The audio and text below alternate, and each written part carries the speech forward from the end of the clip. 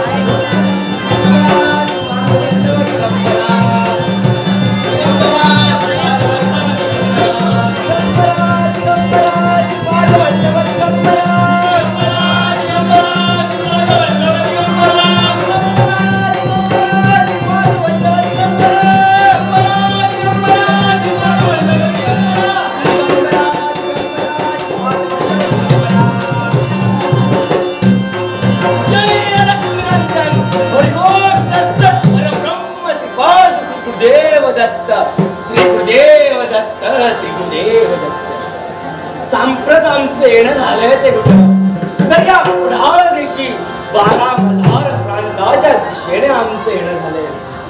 नारद मुनींचं सांगणं या बारा मल्हार प्रांताच्या दिशेने यावं, तिथल्या तमाम भक्त जनांना भक्ती मार्गाची शिकवण करून द्यावी हे योग्य.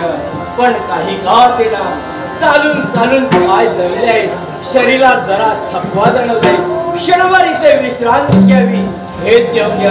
दत्त नामात तल्लीन व्हावं हेच योग्य.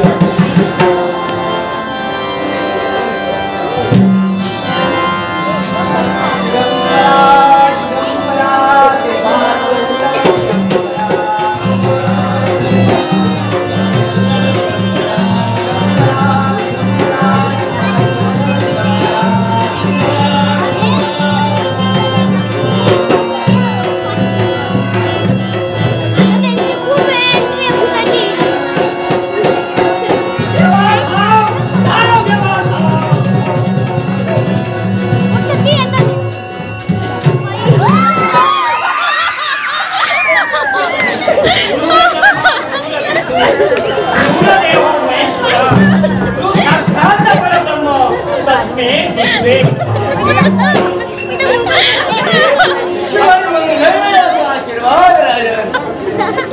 पण मला सांगणे एकाएकी गुरुदत्तात्रयांच्या नामस्मरणात आम्ही लीन असलेले धावा घेण्यामागे कारण तरी काय असेल? प्रत्येक मनुष्य प्राणी हा आशावादी असतो. दैनंदिन जीवनात वावरताना तो सुख दुःखाची सामना करीत नावाने आपली नाव किनारीला नेण्यासाठी आपल्या धर्माचे भगवत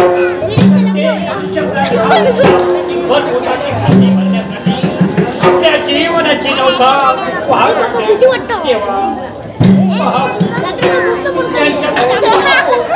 कधी मनुष्य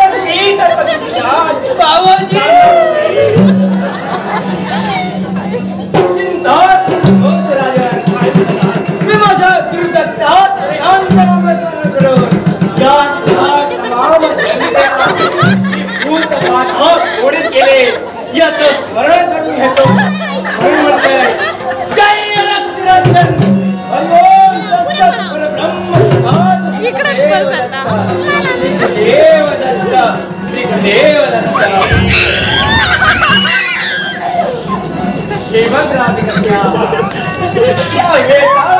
परिणाम घातलाय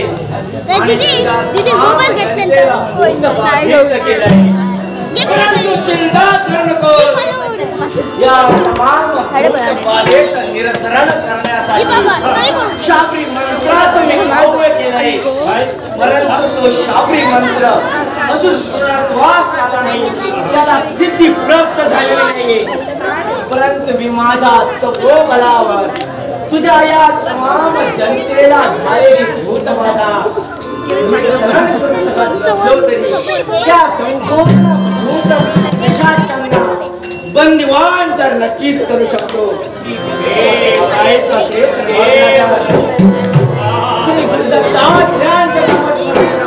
या तमाम जनतेला झालेला भूतबाधा मी भूमीला मिळवून ठेवतो जय रत्नांजन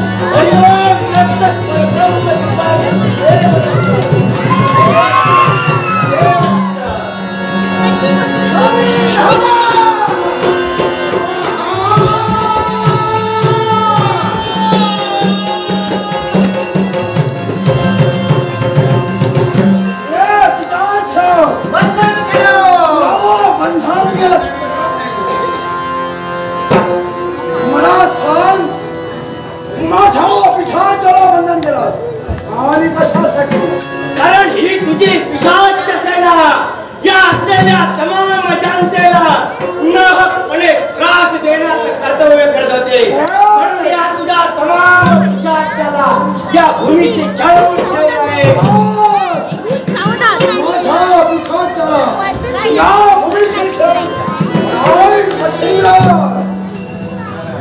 या ठिकाणी वेताळालय माझा विचार चला सहज मुक्त करी अरे या तुझ्या पिशाचांना सहज मुक्त करी अशी तुझी भ्रामक कल्पना आहे कारण तुझ्या समोर साक्षात कोण उभा आहे याची तुला अजून कल्पना झालेली नाही म्हणून अशा तू सुखाच्या वल्गना करत आहेस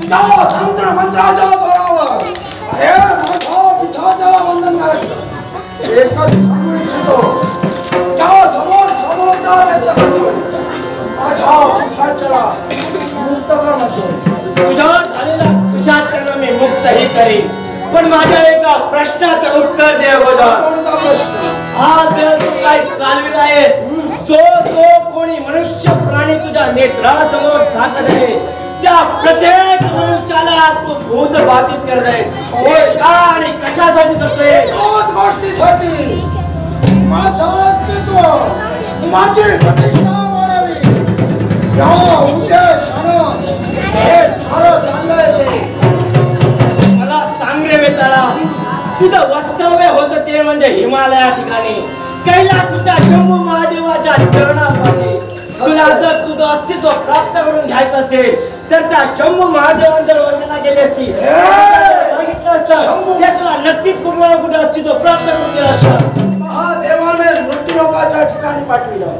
पुढे धाव तुझा अस्तित्व मृत्यू लोकात स्थापित कर म्हणून तुझ्या पावलाने या मृत्यू लोकाच्या ठिकाणी येणं केलं मनाला वाटेल बुद्धीला पटेल हा प्रमाण मी वागणार आहे मच्छिंद्र अजूनही शांती देतोय माझ्या पिछाच्याला बंधन मुक्त कर हे बघ बेटाळा तुझ्या जवळ पाहिलं असतं असं भासते आज तुला जे शक्ती सामर्थ्याच्या कैलासीच्या भोळ्या देवाला दिलंय त्याच शक्ती सामर्थ्याचा तू दुरुपयोग करणे अरे काक कृष्ण पीक कृष्ण सो भेद पीक काक यो वसंत सर्वे प्राप्ते काक काक पीक आता अरे कावळा देखील काळात असतो आणि कोकिळा देखील काळीत असते ज्यावेळी वसंत ऋतूचं आगमन होतं त्यावेळी प्रत्येक वेळी कोकिळा कुहू करत असते आणि त्या ठिकाणी तुझ्यासारखे दोन कावळे काव काव करतात त्या कैलासीच्या शंभू महाराजांनी दिलेल्या विद्येचे दुरुपयोग करत आहेस या वेताळाला बंधनकारक करण्याचा प्रयत्न करू नकोस एकच सांगू इच्छितो त्याच्या संसारानं माझ्या पिछाच्याला सोडलं अजूनही तुला सामोपचाराच्या बोधाने सांगतोय, कुणीतरी हाती शस्त्र सांगेने युक्तीच्या गोष्टी चार, धर्म अर्थ काम आणि मोक्ष असा गुरु दत्तात्रयांच्या आम्हाला शिकवण आहे. त्या शिकवणीमध्ये सामोपचाराने सांगतोय, आलापासून तमाम जनतेला जी काही भूतबाधित केलं त्याचं निरसन कर. आकाशात भरारी मारण्याचा प्रयत्न करू नको. अरे मग पाहूया मुळात किती सामर्थ्य आहे ते तुझ्या सारख्या साधू या हरणीच्या गावठाणीला अरे मारे नको मारे या संदेशाने पावले लागले. या मृत्यूलोकात बंधनकारक केलाय ते मुक्तकार म्हणतोय. अरे मग पाहूया तुझ्यात किती सामर्थ्य आहे की माझ्या तपबलात किती सामर्थ्य आहे. अन्न समाधान निशा मनीषा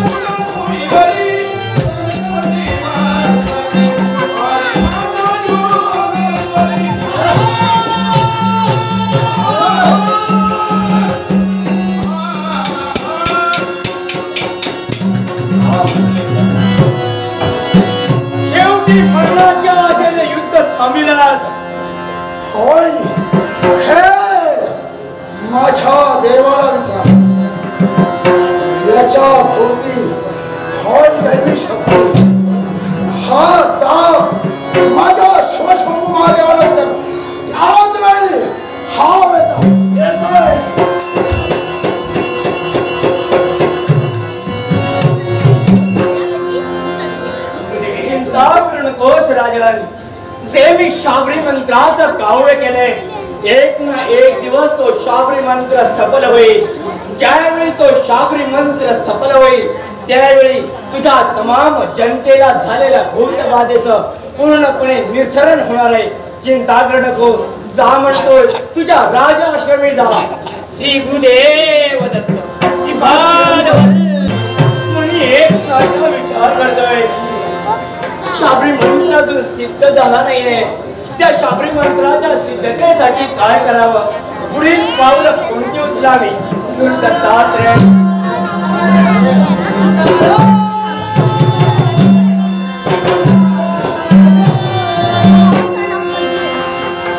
नारमुनी भूत भविष्य वर्तमान या तिन्ही गोष्टींची आपल्याला कल्पना आहे.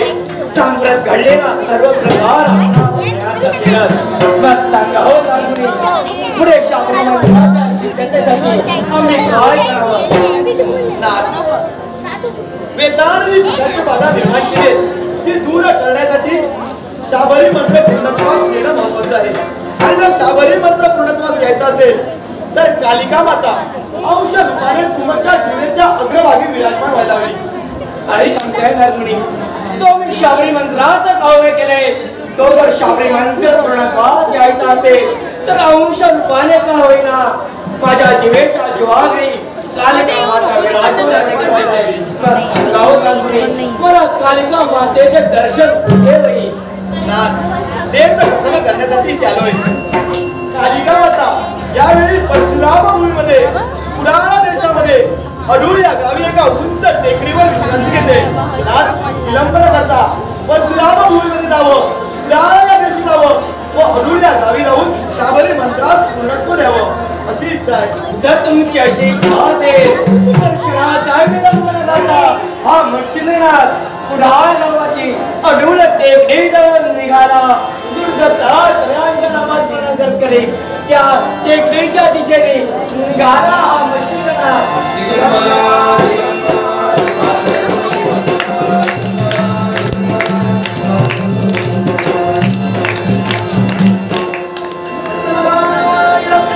हे भगवंता, या नाट्याचा शेवट गोड करण्यासाठी परशुराम भूमीमध्ये जाईल, पुराणा देशी जाईल आणि अडूळ या गावी जाऊन या नाट्याचा शेवट गोड करेल.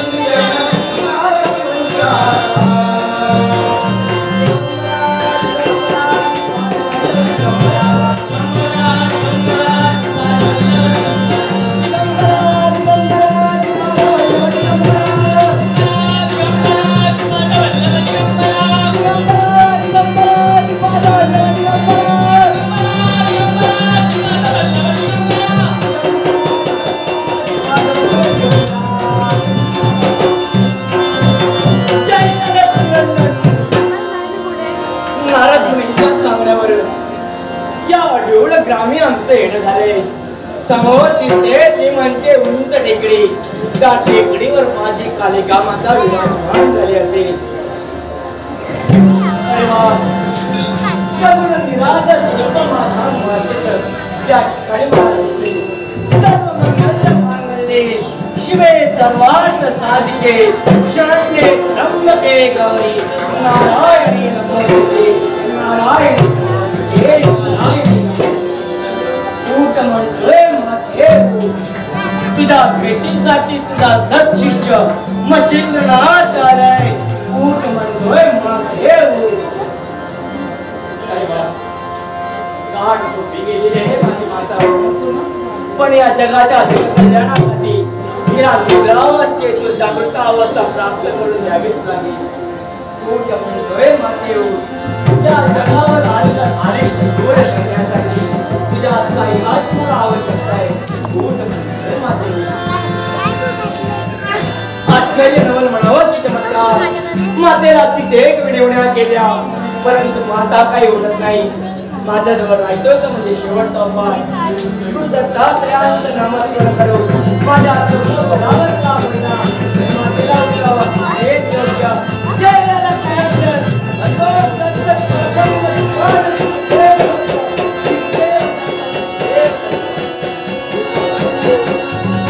Oh!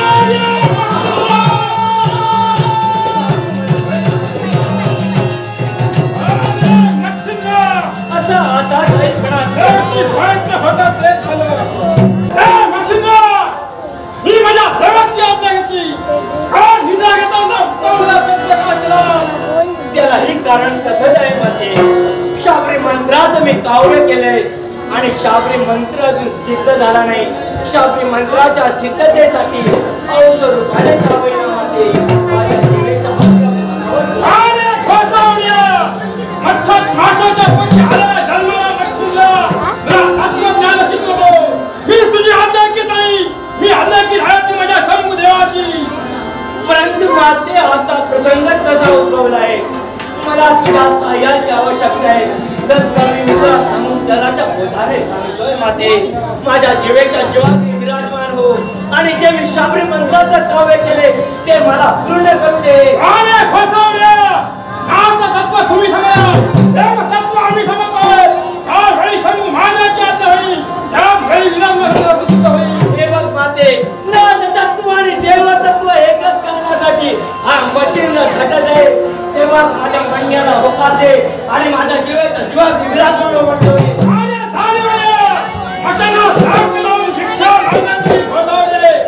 आम्हाला तत्वज्ञान शिकवलं का? देव तत्व आम्ही समजतो, नाथ तत्व समजतो. म्हणतोय माझ्या या नाथ तत्वाला तू ठिकाण देते. अरे काय विरोधिकार प्राप्त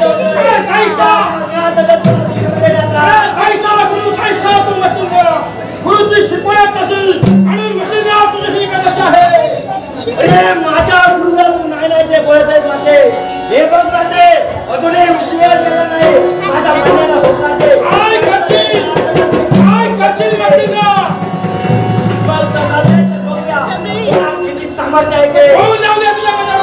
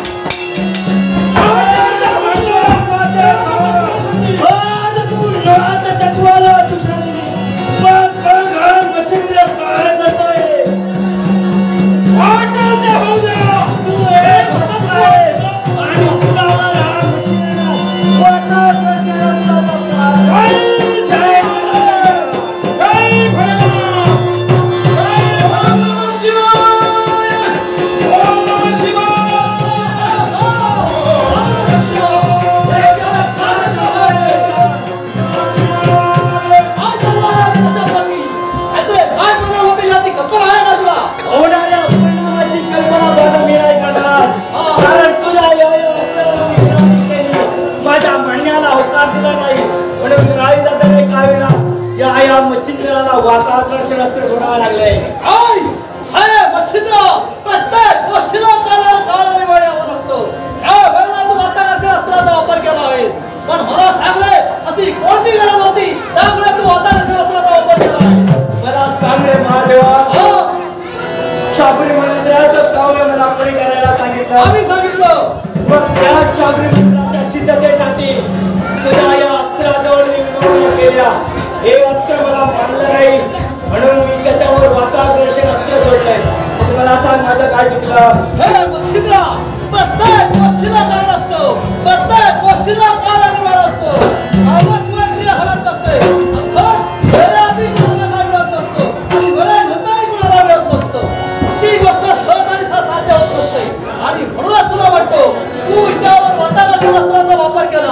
कशासाठी तर तुझ्या साबरी माता विद्याच्या सिद्धतेसाठी अर्थात या विश्वाच्या कल्याणासाठी या भक्त रक्षणासाठी पुढे येणाऱ्या कलियुगात तुम्ही नाथ मंतानी भक्तीचा प्रसार आणि प्रचार करण्याचं काम आपण देवताने तुमच्यावर सोपवलं. याचा अर्थ तुम्ही वाटेल तसा वागावं असं मुळीच होत नसतो. पण मला सांग देवा, या मातेला मी कित्येक विनवण्या केल्या, माझ्या भांड्याला होकार दिले नाही. ती मला सांगू लागली, माझ्या नात्यातत्वाला दूषण द्यावी लागली, म्हणून माईला त्यांना मी वातावरण अस्त्र सोडलंय. मग ही आज माझा चुकल्याकडे मला स्पष्ट करून सांग. यावेळी तुझा काही चुकला नाही असं आम्ही मान्य केलं असतं, पण पुढच्या वेळी काय करावं? यावेळी तुझी जर इच्छा पूर्ण होत असेल तर ती यावेळी इच्छा तुझी पूर्ण होणार नाही. मग माझी इच्छा का पूर्ण होणार नाही तेव्हा ते तरी स्पष्ट करून सांग. निश्चितच यावेळी तुझी इच्छा पूर्ण होणार नाही, कारण कालिकेवर ज्या वातावरच्या अस्त्राचा वापर केला ते वातावरच्या अस्त्र मुलांचा वापर घे. शंभू महादेवा, वातावरण अस्त्र मी माघारी घेईन, परंतु मला शाबरी मंत्राच्या सिद्धतेसाठी या कालिका मातेच्या साह्याची आवश्यकता आहे. तर माझ्या साह्यासाठी माता उभी राहिली तरच मी ते अस्त्र मागे घेईन. हे नक्षत्र, देवताला सर्व ज्ञात आहे, देवताने दिलेला तुला शब्द आहे. तू वातावरच्या अस्त्राबद्दल माघारी घे, तुझी इच्छा निश्चित पूर्ण केली जाईल. मग तसाच दत्तात वाचन करून सोडलेलं वातावरण अस्त्र जय रक्तरंजन हरिओम.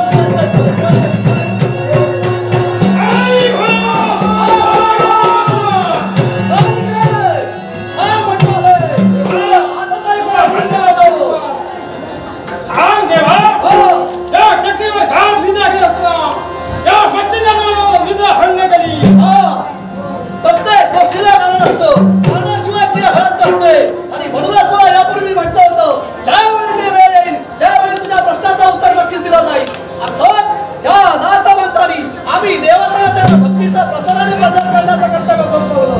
आणि हे करत असताना या नाथांनी साबरी मंत्र विद्येच्या सिद्धतेसाठी जो तपश्चर्या केली, ती साबरी विद्या यशस्वी जर व्हायची असेल, तो साबरी मंत्र जर होत असेल तर त्याच्यासाठी या पक्षीनाथाच्या जीवाच्या बरोबरती औषध रूपाने का होईना तुला तिच्या औषध रूपाने विराज करावं लागेल. तुझ्या शब्दासाठी आमच्या तमाम भक्तासाठी ही कालिका ढोल माता पावलं मागे येत आहे. कालिका असना माझ्या भक्तांसाठी माता ढोल पावलं मागे येत आहे. ही माताच्या जिभेवर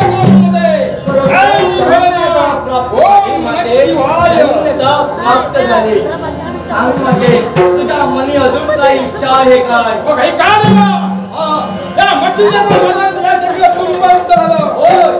देवा, माझ्या दोन इच्छा तुम्ही पूर्ण कराव्या. इच्छा त्यावेळी तुझ्या दोन इच्छा बस ऐकूया. तुझी पहिली इच्छा कोणती ते आम्ही ऐकू होतो. मग देवा, सांगा. तू स्वतः तीन दिवस आणि 3 रात्री व्यक्तीवर राहावा हीच माझी इच्छा. पुढे चिंता करू नकोस. ही तुझी इच्छा पूर्ण केली जाईल आणि तुझ्या इच्छेसाठी या टेकडीवरती 3 दिवस आणि 3 रात्र आम्ही अदृश्य रूपाने नक्की. मग देवा, या टेकडीलाही महत्व द्यायला पाहिजे अशी माझी दुसरी इच्छा. शाबास कालिके, योग्य वेळी योग्य इच्छा व्यक्त केलीस, योग्य ठिकाणी व्यक्त केलीस. ही सुद्धा तुझी इच्छा पूर्ण केली जाईल.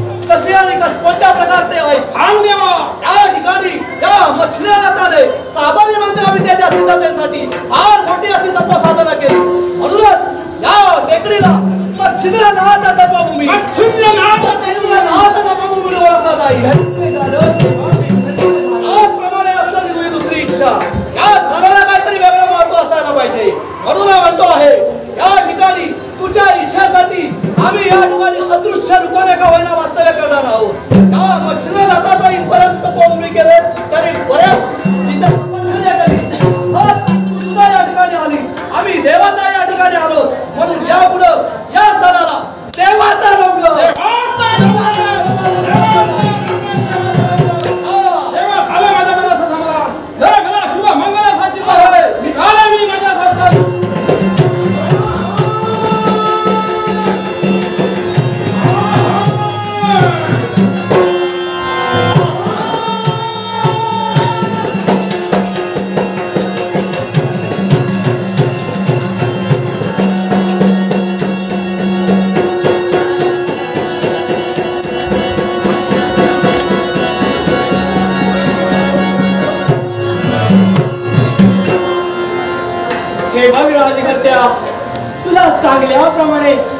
जे मी शाबरी मंत्राचे काव्य केले, आज तो शाबरी मंत्र पूर्णत्वास आलाय.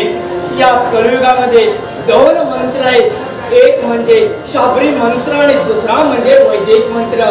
जो वैदिक मंत्र आहे ते तमाम भक्तगण आपण मुखावटे घेतो, तो म्हणजे वैदिक मंत्र. आणि दुसरा मंत्र आहे तो म्हणजे शाबरी मंत्र.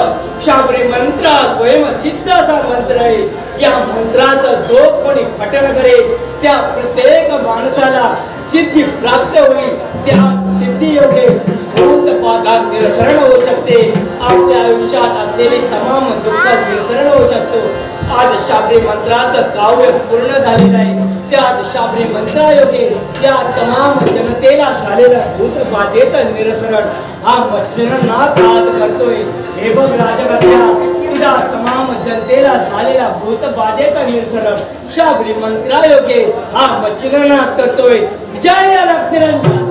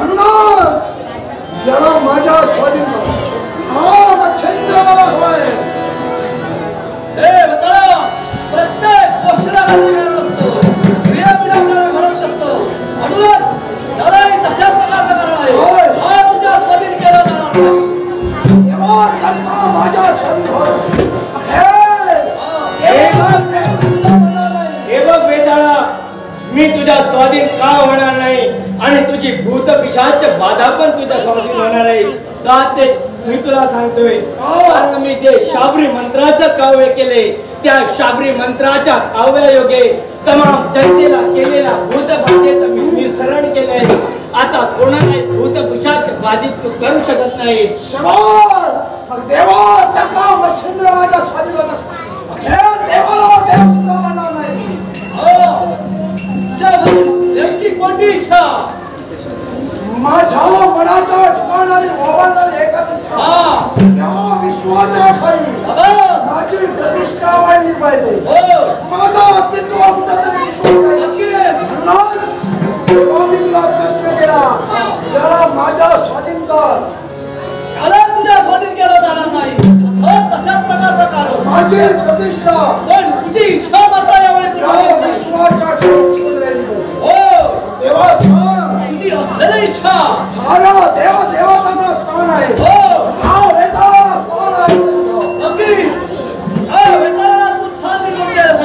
आणि तुझी इच्छा पूर्ण करण्यासाठी हे संपूर्ण नाट्य मला घडवावं लागलं. हे संपूर्ण नाट्य मी घडवलं. मी तुझी इच्छा पूर्ण केली नाही. तत्पूर्वी हे वेताळ म्हणजे कोण आहे, त्याचं कर्तव्य काय, त्याचं या विश्वात अस्तित्व काय, वेताळ म्हणजे नक्की कसं आणि कोण आहे हे सांगण्यासाठी हे नारदा स्वर्ग आणि मात्र समजवलं. एवढंच नव्हे, भूत भविष्य वर्तमान काळ जाणण्याची कला तुला अवगत आहे. म्हणूनच हा वेताळ म्हणजे कोण आहे, देवाचं कर्तव्य काय असते हे याला पटवून द्यायचं करतो. मी तुम्हाला देवर्षी सांगा म्हणतात वेताळ, देवर्षी सांगा म्हणते वेताळा. पुढे येणाऱ्या कलियुगामध्ये तुझं स्थान काय हे जर तुला ऐकायचं असेल तर वेताळा, कामाख्या देवीच्या अनुग्रहामुळे तुला पुनश्च शिवगडांमध्ये स्थान मिळालं. पण तदनंतर 12 मल्हार प्रांतामध्ये नाथ पंथातील आद्य श्रेष्ठ मच्छिंद्रनाथ यांच्या बरोबर तुझं युद्ध झालं. या युद्धामध्ये तुझा पराभव झाला. मच्छिंद्रनाथाने तुझी समस्त पिशाच सेना बंदिस्त केली आणि तुझ्या मनामध्ये प्रश्न निर्माण झाला की माझं अस्तित्व काय. मग काळजी करू नकोस, या विश्वाच्या ठिकाणी तुझंही अस्तित्व आहे. ते कसं आहे, अस्तित्व आगळं आणि वेगळं. पुढे येणाऱ्या कलियुगामध्ये देव सत्व हे पाषाणामध्ये विलीन होईल. देव हे दगडाचे होतील आणि कौल रूपाने संवाद साधतील. आणि यावेळी गाव राहटी नावाच्या एका नवीन संप्रदायाचा उदय होईल. 5 तत्वे आणि 12 सत्वे यावर आधारित संप्रदाय असेल. आणि त्यामुळे या संप्रदायाला 12-5 संप्रदायाचं दुसरं नामकरण पडेल. आणि त्या 5 तत्वामधील एक तत्व म्हणजे तू वेताळशील. हे वेताळराज, तू देव नाहीये, परंतु या संप्रदायामध्ये लोक तुला देव म्हणून पुजतील. कलीच्या वाढत्या प्रभावामुळे कलियुगामध्ये सर्वस्व मानव व्यवस्था ही वेगवेगळ्या जातीमध्ये विभागली जाईल. आणि त्या सगळ्या जातींना एकत्र बांधून गाव चालवण्याचं काम गाव राहटी नावाचा संप्रदाय करेल.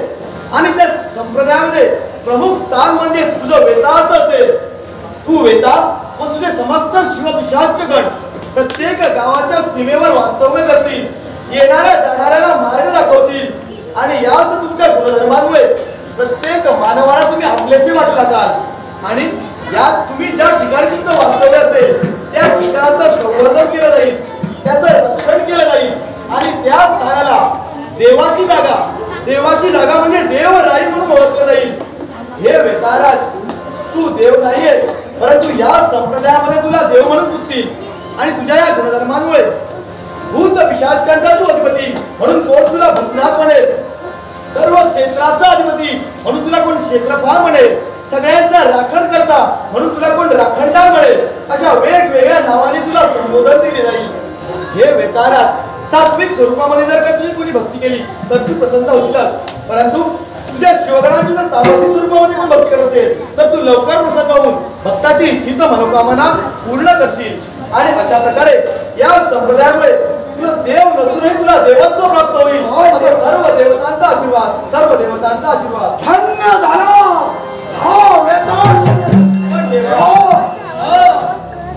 या वेताळाला या अग्राळ विग्रह रूपामध्ये कलियुगातील मनुष्यगण कोणी पूजणार नाही किंवा कोणी म्हणणार नाही. मग त्यामुळे कलियुगातील मानवाला आपलंसं वाटावं असं एक मानवी रूप या वेताळाला घ्यावं लागेल. मानवातील आपलंसं मला कोणी भजणार नाही, मला पुजणार नाही, तर या वेताळाचं मानवी रूप हवंय. त्या मानवी रूपाला त्याचं भजन पूजन केलं. मग देवा पहा समोर माझं मानवी रूप पहा.